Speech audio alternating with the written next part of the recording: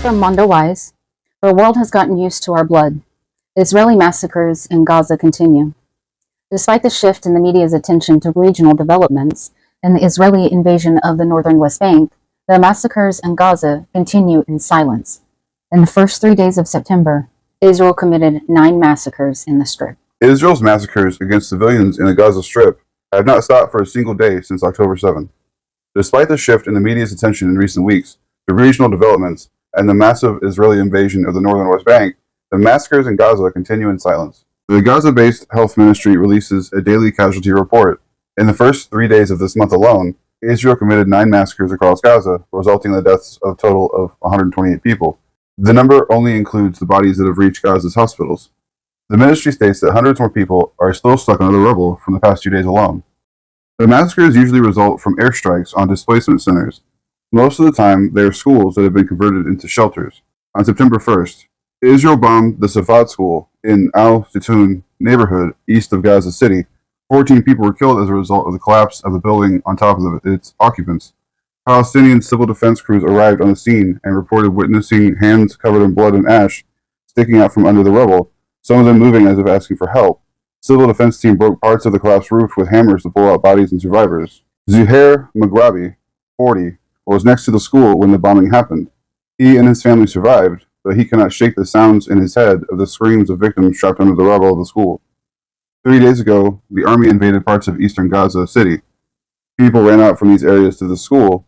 The army bombed the school without any warning. The school is full of displaced families, women, and children. There is nothing here except grieving families who run away from death, Maghrabi said. The school building was full of people, and they bombed it. Many people are still under the rubble. Most are children and women, but no one can pull them out. Even the civil defense teams don't have the equipment to dig and pull them out. The school building was full of people, and they bombed it. Many people are still under the rubble. Most are children and women, but no one can pull them out. It's from Zuhair Maghrabi, eyewitness. As people were digging through the rubble to find their family members, the Israeli army allegedly called the neighbors of the school and ordered them to inform the people inside that the military would bomb the school's remaining 2 buildings. We were trying to help pull people out of the rubble, but we received a call from the Israeli army to evacuate the other buildings, Maghrabi recounted. We evacuated for an hour, and then the army destroyed the school with another 2 missiles. We saw people under roofs and others lying down, and a concrete column weighing over 2 tons was falling down on a mortar. This is tough, and we do not know what to do or where to go next. This is madness. It's a safe school full of displaced families, most of them women and children. We thought that there isn't even 1% chance the school would be bombed. That was from witnesses. The army only sent a warning after the bombing. Samir Al-Bibi, 40, describes the moment of the bombing as causing a flash of light that was more lightning than daylight. The fire, people running unthinkingly, the screams, the blood, and the carnage caused him to think that it was doomsday. It was quiet before the massacre. There weren't even any drones in the sky, and suddenly this whole place turned to fire, Al-Bibi says, pointing to the schoolyard. We found out after that people were torn to pieces and scattered here and there. I saw someone's intestines on the ground. We were running and hitting up against each other without knowing who was still alive from our families and who we were leaving behind. It was like the end of days. I don't think even doomsday would look like this, he said. It was like the end of days. I don't even think doomsday would look like this. Samir Al-Bibi, survivor of the school bombing.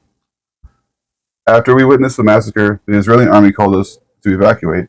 They should have warned us before the bombing, the first building on people's heads, he said. They know the school is full of displaced people, and they bombed it anyway. There were more than 30 people still under the rubble. They could warn us were killing us if they were concerned about civilian lives. Survival by fate alone. Ibrahim Adas, 32, is taking care of his sister and her 6 family members after the death of their father in this genocide.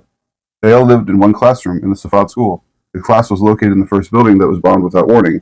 But that day, his nieces insisted he take them to the beach. They all felt suffocated and wanted fresh air. I took them to the beach, all of us, and we left everything in the classroom.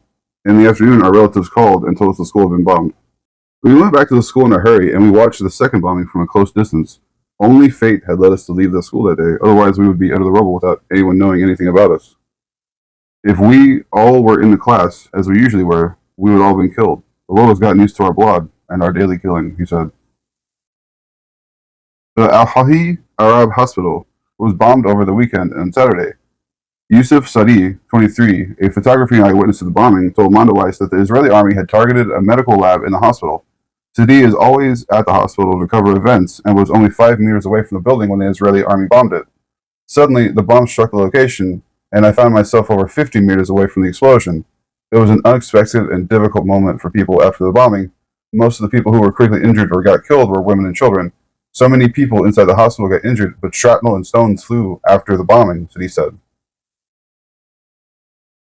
Dr. Hassam Gaban, a physician who was on duty at the time of the strike, treated the injured as they arrived by dozens from the site of the explosion.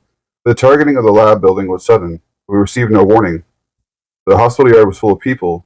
In the first moments of the bombing, over 7 people were killed, most of them women and children. After that, the number kept going up every few hours. The next day, more of the injured died, he continued, and in the days after that, more people who had been sustained injuries from the strikes succumbed to their wounds. It was too scary to witness such a massacre and work under these conditions. In the business of work times, dozens of women and children arrived at the hospital. Most of them were torn to pieces, and most of the injuries were critical. In such conditions around us, we were working to save people's lives and provide them with what is available and what we can offer. These are hard times, the hardest for people in Gaza. The Baptist hospital in Gaza City was bombed before in October 2023, and over 400 people were reportedly to have been killed in one of the most horrifying massacres in the early days of the genocide. Abu Muhammad, 49, was in the hospital to visit one of his relatives who had recently been injured in a different bombing when the Israeli strike hit the building. I came here to visit my injured nephew. I'm lying down next to him now. We are both injured, Abu Muhammad said. 2 bombs happened when we were in the hospital. It was scary to witness this. Shrapnel, stones, and people were flying everywhere. I saw bodies of people just flying here and there. The Israeli army bombs any place regardless of the people around and how many there are without any warning. They kill everyone. The situation is beyond our imagination. It's too scary. You can't go out of your home and get back safe. You may get killed at any moment. Regardless of the people around and how many they are. I think they're going for the highest body count they can, the quickest they can, because, America told them to hurry up and get it done and over with.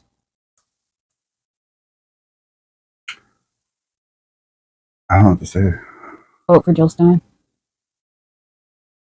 Pick a candidate not backed by AIPAC. Pick someone that's not a genocidal fucking egomaniac.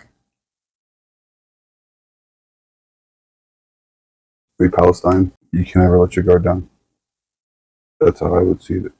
You'd have to keep your guard up at all times, and it's exhausting, though. It's exhausting.